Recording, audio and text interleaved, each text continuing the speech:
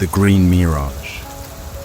For years, Nova Energy International was the darling of Wall Street and the face of the global green revolution. Headquartered in Geneva, with sprawling offices in New York, Dubai and Singapore, it branded itself as the energy company that had moved beyond oil. Its CEO, Dr. Anton Greaves, a former petroleum engineer turned climate visionary, was the charismatic face of a cleaner future. Under his leadership, Nova claimed to have developed proprietary technologies that turned industrial waste into biofuel and had offset over 60 million tons of carbon emissions across 3 continents. Their slogan was everywhere: cleaner earth, smarter energy. From global summits to Super Bowl ads, Nova symbolized hope. The world wanted to believe, and so did investors. By 2014, Nova's valuation had soared to $180 billion. Governments awarded them sustainability contracts.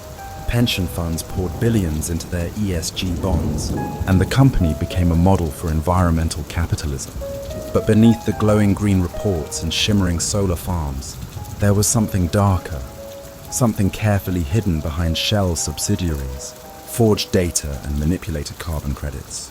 The Green Revolution had its first great empire, and soon its first great scandal. Her name was Isabella Torres, a senior auditor from Nova's European division. She had joined the company 5 years earlier, drawn by its promise to change the world. In 2018, Torres was assigned to audit a series of projects under Nova's Carbon Offsets for All program, an ambitious initiative supposedly reforesting degraded land in South America and Africa. But what she found unsettled her. Several sites in Brazil, which the company claimed to have restored with over 10 million new trees, were empty. Satellite images showed vast tracts of barren land. No reforestation, no staff, no activity. Yet, in company records, the same sites were listed as fully certified carbon offset projects. When Torres raised concerns to her superiors, she was told, "Those are delayed reports. Don't look at Google Earth, look at our filings." But she looked deeper. Her forensic review uncovered identical carbon credit serial numbers across multiple subsidiaries, a textbook red flag. Credits supposedly representing unique environmental gains were being recycled and resold over and over through layers of offshore entities in Mauritius, the British Virgin Islands and Luxembourg. Each transfer inflated Nova's carbon negative score, boosting its share price and attracting new ESG investors. Torres realized she wasn't just seeing accounting irregularities. She was witnessing a deliberate, engineered fraud, one that stretched across continents and possibly involved governments, auditors and rating agencies. When Nova announced record profits for the 3rd consecutive year, analysts marveled at its balance sheet. Its financial statements showed exponential revenue growth from sustainability consulting, environmental credits, and biofuel licensing. But the numbers didn't add up. A closer look revealed that 70% of Nova's profits came from non-operational income, largely carbon trading and ESG derivative contracts. These were supposed to represent verified emissions reductions, but the supporting data was unverifiable or based on internal models. Independent auditors had signed off on the books year after year. But that changed in 2019 when a new external auditor, Leclerc and Holm, was brought in after pressure from a European securities regulator. Their preliminary review quietly flagged material inconsistencies in carbon credit documentation, noting that some verification reports appeared digitally manipulated. The firm requested original certificates and third-party confirmation. Nova delayed, citing cross-jurisdictional data protection laws. Then, Leclerc and Holmes' lead partner, Mark Duval, resigned abruptly. Within days, the firm withdrew from the engagement entirely. That same week, Isabella Torres disappeared. On a foggy morning in May 2019, Torres was last seen leaving her apartment in Geneva. Her phone was later found near Lake Léman, her laptop missing. Authorities ruled it voluntary disappearance, but her colleagues didn't buy it. before she vanished, Torres had sent encrypted files to a contact within the Global Investigative Finance Network, GIFN, a coalition of forensic accountants and journalists working on transnational corporate crimes. The files, codenamed Project Mirage, contained over 2 terabytes of internal emails, transaction logs, and satellite images linking Verdonova to more than 30 offshore shell entities. Each entity had been cycling the same pool of carbon credits, creating an illusion of sustainability impact while siphoning hundreds of millions in tax-free revenue. GIFN journalist Caleb Royce received the data 2 days before Torres disappeared. Within weeks, he began publishing excerpts under the headline, "The Green Mirage: How the World's Cleanest Company Built a Mountain of Lies." The articles detonated like bombs across financial markets. Verdonova's shares plummeted 48% in 1 week. Governments suspended their renewable contracts. Global media demanded answers. Under pressure, Verdonova held a press conference. Dr. Anton Greaves dismissed the allegations as disinformation funded by fossil interests. But the evidence kept coming. GFN released more internal memos, emails between executives explicitly discussing carbon credit multiplication and virtual site certifications. One chilling line from the CFO read, "The forest doesn't need to exist if the data does." Regulators could no longer ignore the scandal.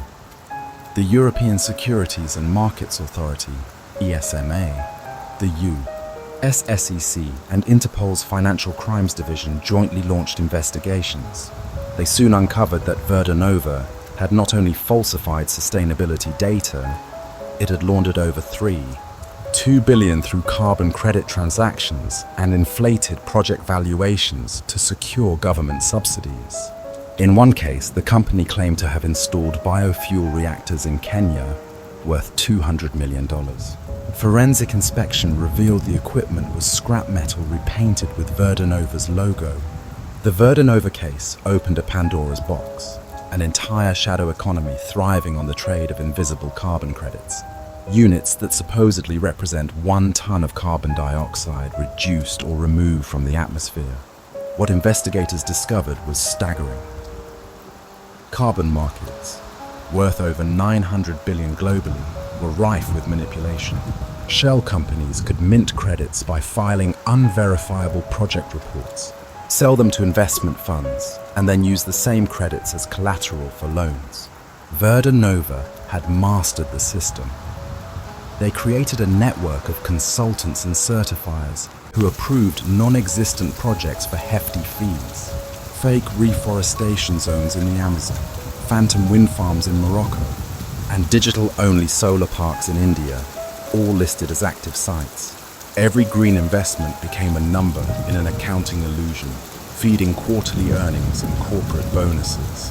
And every time a whistleblower tried to expose it, they vanished into the fog, just like Isabella Torres. By late 2019, forensic teams from 3 countries were combing through Verdonova's labyrinthine books. What began as a sustainability scandal evolved into a global financial crime investigation. The US Department of Justice accused the company of wire fraud, securities manipulation, and money laundering. Meanwhile, the European Anti-Fraud Office, OLAF, alleged embezzlement of EU environmental funds. Forensic accountants found over 8,400 internal transactions looping between Verdonova and its green partners, moving billions through digital wallets and climate trusts registered in tax havens. Each audit revealed another layer of deceit. Fake invoices for carbon validation services, AI-generated satellite photos of non-existent forest projects, deep fake video testimonials from villagers praising Verdonova's impact. The scandal had gone beyond accounting. It was a digital web of deception, engineered to manipulate public trust in the age of environmental virtue. In March 2020, Dr. Anton Greaves was arrested at Zurich Airport attempting to board a flight to Dubai. Hidden among his luggage, encrypted hard drives, $2 million in bearer bonds, and several fake passports. The charges were staggering: fraud, racketeering, and conspiracy to defraud global markets. During his trial, Greaves maintained his innocence, claiming that Verdanova was a victim of overzealous regulators and media witch hunts. But prosecutors presented damning evidence, including a signed memo where Greaves authorized the recycling of carbon credits to meet investor sentiment. As the trial unfolded, public outrage spread.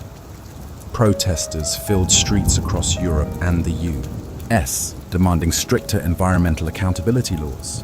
But amidst the chaos, something strange happened. Verdanova's former executives began turning on each other. Emails leaked showing internal infighting, coded communications, and secret payouts to foreign officials. One director confessed to forging entire audit trails to keep the sustainability narrative alive. By the end of the year, 17 top executives had been indicted across 6 jurisdictions. Verdanova filed for bankruptcy. Its assets, mostly offshore trusts, vanished. The world's greenest empire had collapsed. The Verdanova scandal left deep scars. Thousands of investors lost their savings. Governments faced backlash for awarding billions in subsidies to a company that never delivered real impact. But the most painful damage was moral. The scandal shattered public faith in the environmental movement. For every legitimate renewable energy project, there were now doubts. Greenwashing became the buzzword of a generation. Years later, a new investigative body, the Global ESG Oversight Commission, was formed to standardize and verify sustainability reporting. But insiders knew the truth. The fraud had evolved, not disappeared. Carbon credits were still traded in complex derivatives, ESG ratings still manipulated, and new startups emerged promising climate-positive NFTs. The game had changed, but the mirage remained.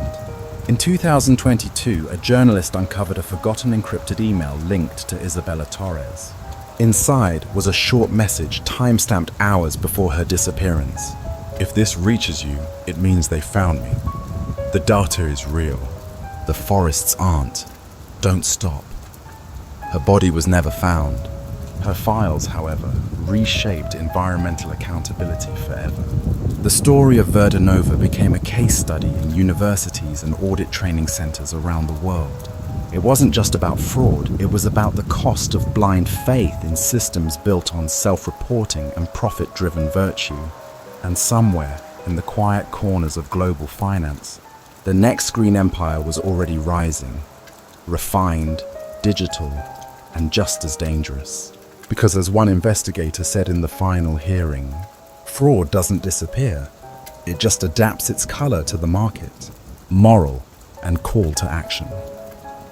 The Verdanova scandal is a reminder that even noble causes can be corrupted when profit overshadows integrity. True sustainability isn't measured in press releases or stock prices. It's proven in transparency, accountability, and truth. As consumers, investors, and citizens, we must question what we're told. Every ESG report, every carbon offset claim, every promise to save the planet deserves scrutiny. Because the next Green Mirage will only succeed if we believe it without proof.